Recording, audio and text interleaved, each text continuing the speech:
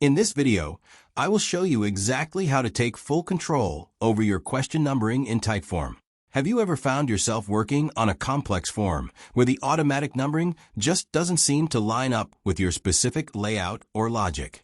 It can be quite frustrating when you want a clean and professional look, but the platform keeps forcing its own sequence on your design. Fortunately, there is a very simple way to fix this by disabling the default settings and setting things up manually to stay sequential. To get started, you will need to open your specific form and navigate directly into the Create panel, where all your building happens. Once you are there, take a look at the right-hand sidebar toolbar and find the design icon, which looks like a little teardrop or a paint palette asset. Give that icon a click to open up your styling options. Inside this menu, you need to look for the tab labeled UI Elements. This section controls how various interface pieces appear to your users. Within the UI Elements tab, locate the question numbers toggle switch. By default, this is usually turned on, but you're going to want to click it to turn it off entirely.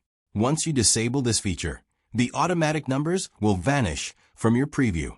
This gives you the freedom to type your own numbers directly into the question text fields, ensuring they stay in the exact order you want regardless of how your logic jumps are set up.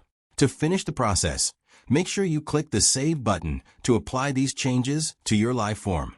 Now you have a perfectly customized numbering system that looks exactly how you intended for your audience.